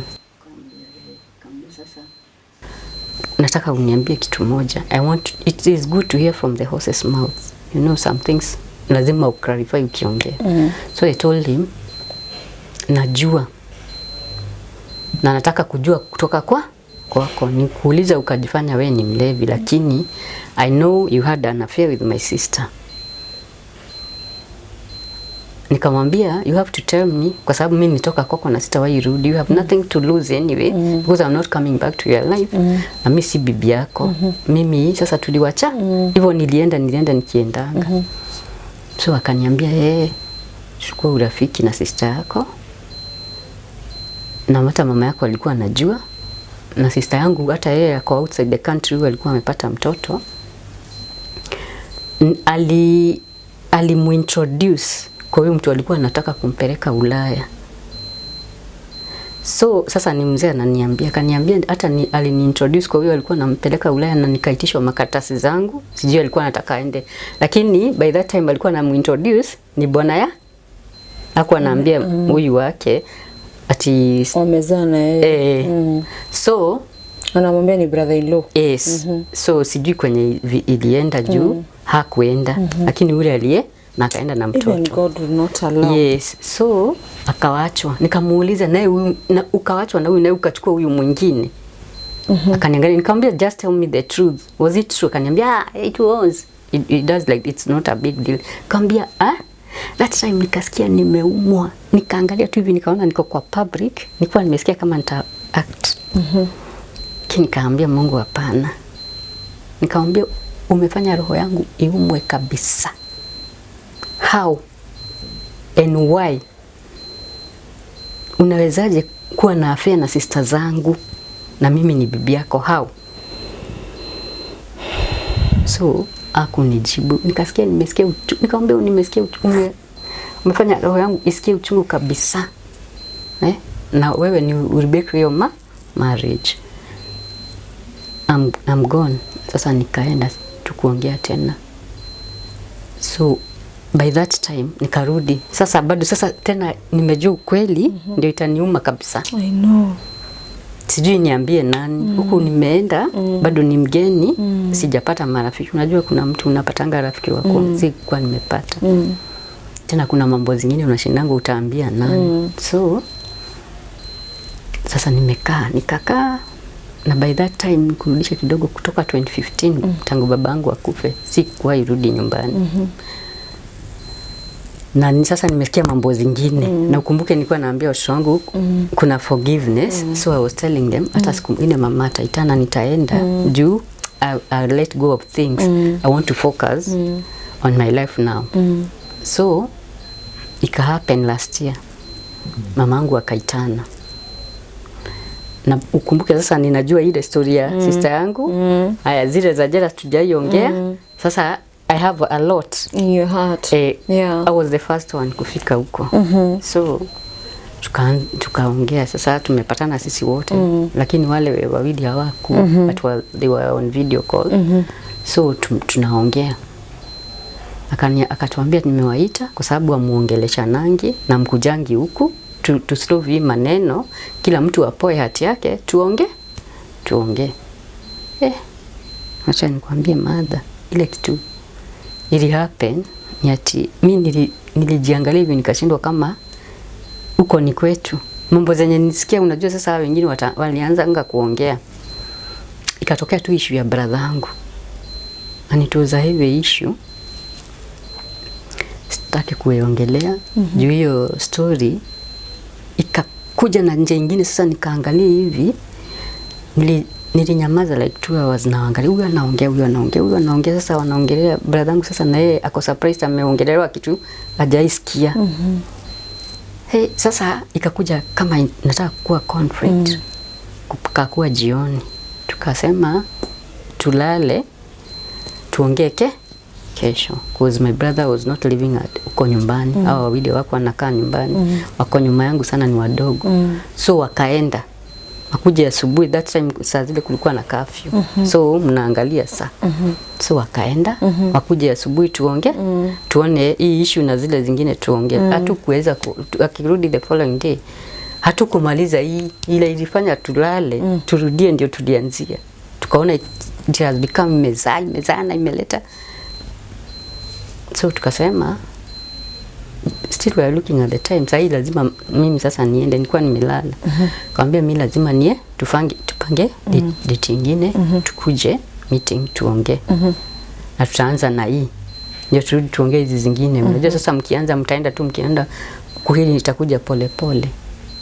Hatukuenda meeting. Ile meeting tulidaria tutaenda, hatukuenda. Tulikuwa tumeenda meeting mwezi wa 4. Mwezi wa 6 my brother was gone. He was dead. Huyo sasa issue yake tulikuwa tunaongelelea. Oh my God. Issue yake sasa akakufa. Sasa tulienda mazishi. What killed him? Sijui, sikujua. So he was dead, tukaenda mazishi. Sasa tukiwa kwa maombolezi ilikuja na kulikuwa na mambo mengi na tena sasa I think mimi ndio nashangaa juu mimi nilikuwa ninajiangalia naona kama mimi si wa huko, mambo zingine siele. You look out of place. Yes. Hata najiuliza kweli, mpaka kuna sister yangu nimuuliza, mimi ni wa huko kweli? I don't look like, I look like an outsider. Juu hata stories zenye nasikia sijaisikia. Sijaisikia. Nikamwambia, hii mazishi ikiisha sitawahi rudi huko. Because najisikia niko out of place. Lakini saa hiyo ya mazishi nikajua nitaambia mama yangu kitu. Something was telling me sitawahi rudi hapo. So I needed to nimconfront kwanza, nione kama anajua. Nikamwambia ati fulani walikuwa urafiki na bwana yangu. Akajifanya aski. Nikamrudishia tena, nikamwambia ati fulani walikuwa urafiki na bwana yangu na wewe ulikuwa unajua. Akanyamaza. Nikamwambia hata kama unafanya ujisikii, hata huyo mwingine si walikuwa urafiki. Sasa kama ninamshautia. Akaniambia, kwani nao walikuwa urafiki wote? She was not even surprised. So amekuwa surprised. Nimejua. Unaona venye unaweza react ati umestuka. She was not there. It was me. So nikaona okay. How did that make you feel? Hiyo ndio ilinivunja kabisa. Kaambia Mungu, I don't think I'll come back here again. So from then you never went back home? No. Wow. I never went back again there. Sijawahi enda. Niambia Mungu, I need a break. Na sasa still unasikia hiyo mambo ni mingi sana. Unatafuta utaambia nani? Cause at the end of the day inakubreak ukiwa peke yako. Nashindwa where did I went wrong?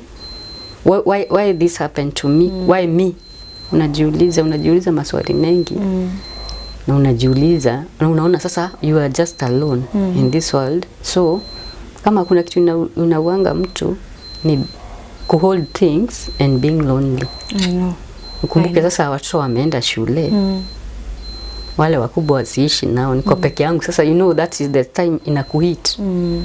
Najiuliza, where did I went wrong this marriage karibika? Unaanza kujiuliza. No, I'll tell you something, Rachel. It was never your fault. It was never your fault. And don't ever blame yourself. Don't ever blame yourself. It was never your fault. For me, I will tell you, it's just that you fell in the wrong arms. And I know today you have so many things, but maybe you will blame someone. You'll feel like it's your fault. But I'm here to tell you it's not your fault. I would not have really gone through what you've gone through.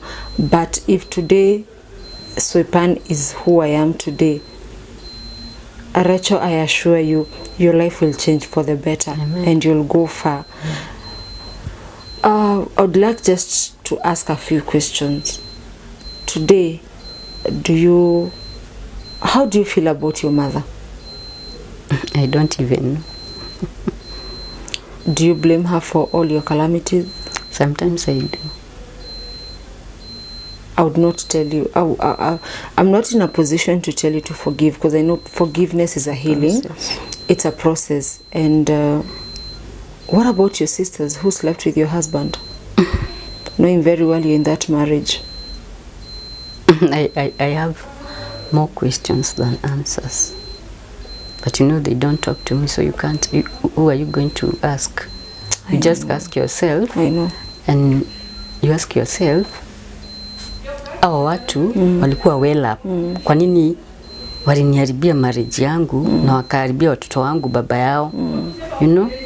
And those children are innocent. Sasa hao watoto hao wako high school. Siku ile watajua, watasema hajajua wakubwa. So none of your kids knows. Hao wakubwa wamejua. Okay. So they know they have a stepsister somewhere. Yes, and hiyo sasa hawakuchukua vizuri. So how are you now? Now I'm not in the position of, yani maisha imekuwa ngumu. Kwa saa zingine unaona hata kama ni kazi unafanya, sasa zile siafu zilikuwa zinanipata, those were something spiritual. It's like sasa nikifanya kazi najipata tena, unaona nilikuwa naleta ng'ombe na kuku zinakufa, narudi zero. Like sasa nikifanya kazi unapata biashara imeanguka. Currently what are you doing? Like now sasa biashara yenye nilikuwa nafanya ilianguka. Nilikuwa naenda Uganda naleta vitu. Nilikuwa nauza cereals. Sasa ukiuzia watu wakaenda na pesa. So like now ni maisha ni ngumu sana. Sasa hii currently kufulia watu nguo, unajua sasa hiyo sio unafanya tu ndio uone pesa ya kukula ya chakula.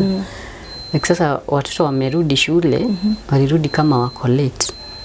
Na kuna mtu alinipatia pesa kidogo, akaniambia nimekukopeshea watoto warudi shule, will pay me back. So I'm truly thankful for that person. But unaona sasa hata ujui utalipa na nini. Haya watoto ujui kama watasoma. Sasa mmoja ameenda form 4. That's, as we are talking, he's in form 4. Huyo mwingine ako form 3. So I was asking God, sasa zile naenda kumaliza ndio kila kitu imecorrupt. What am I going to do? At some point nilikuwa nimesikia kama nitaenda. Niende kabisa na nizime simu. But kitu ikaniambia, my last born will never forgive me if I go. No, Rachel, there's always, I'll tell you this, there's always light at the end of the tunnel. And before even we give out your number, I know there are so many people who are going to watch this video, maybe even your sisters, wherever they are, your mother. Do you have any message to them? Only to my sisters. I'll tell them what goes around comes around, and God is very just. What about your husband? I don't have any. I told him I have nothing to tell him now. Do you have any message to those parents that let their kids get into marriage at a very tender age and don't even support them when they run to them for help? Yes. Yeah. Because naona hakuna siku mtu anaendanga kuolewa unafikiria utawahi rudi. So ukicomment kuna shida, angalia huyo mtu, try to find out, umsaidie. Especially sasa kwa saa hii sio wengi wanaweza vumilia venye tulivumilia. So ni vizuri ukiona mtu ako na shida unajaribu kumpe aya, unasikiliza. Cause sisi wote we are different, na wazazi tusichague watoto. Cause Mungu sasa Mungu amenipatia watoto 4. I love them equally despite anything. Wapate wasipate, they are mine. So in fact unastahili ule ana umsaidie kama au wengine unawaambia tu support fulani. You know? Cause Mungu akikupatia watoto alikuwa anajua utawe. So ukidivide pia hata hapo Mungu anakuwa anaangalia. Oh yeah. Wow, my viewer, today I have no words. I have no words. Our sister here, Rachel, has gone through it all. You might be there. She needs a shoulder to lean on. She needs someone to talk to. you might be there. And I'm very sure she and her kids also need some therapy, some counseling. You are there. We are not limiting anything, any help, financially, spiritually, emotional. Kindly reach to her and help her. Like I've always said, Soipan Fraternity is here to give voice to the voiceless. And I'm sure there's someone out there who, after listening to this, you've learned something, you've been inspired, and maybe Rachel's story has impacted you. Please kindly don't hesitate to reach her out. And I'll be glad if I receive a call from her and she tells me that her life has changed. I know me and you can come together and can put a smile back on her face. I feel so bad and I feel so disgusted because I could not believe a man will strip so low to go to the sisters. I would even prefer that man that just leaves the wife and go to some other person, rather than those men who just go circles in the family. I've been in her shoes. I know what she means. I know that feeling. And before you also comment, kindly look at the comment you're about to write. Rachel, just give us your number. How will people reach you? 07 13 54 93 56. Her numbers are there down the screen. Kindly reach her out. Once again, thank you so much. Thank you so much. Today episode, I lack words. I totally lack words. And I pray and hope that it will impact lives. It will give someone hope also. Because if Rachel is still here, and I want to tell you something even before we wind up this video, you're an incredible woman. You're an incredible woman. And trust you me, it doesn't matter what people said about you, it doesn't matter what you've gone through, but at the end of the day, your star will still shine. Amen. You'll be a living testimony. It doesn't matter. And I want to tell you that you're beautiful. Thank you. You're not ugly. You're beautiful. You're beautiful. It's just that you fell in the wrong arms. You are beautiful. You're an incredible woman. And in the future, you will remember this day and you'll remember this time that I told you that. Yes, you're beautiful, and never feel you don't deserve to be here. Never feel of killing yourself. Your kids will learn. Just like you said that you didn't go to school, but they'll go to school. They will go. That one I can assure you. And continue believing in God. Everybody might leave you, but God will never leave you. I'm telling you this because I'm a living testimony. I know. Anytime I kneel down, when everybody has deserted me, God has never abandoned me. So I know a time will come and we will not sit with tears of sorrow and feeling abandoned, but we'll sit down celebrating the doings of the Lord. Amen. That's all for today. Thank you so much for tuning in. Once again, don't forget to subscribe, comment, like, and share. Until next time, shalom and God bless you. This is Martha Soipan, your one and only host. Goodbye.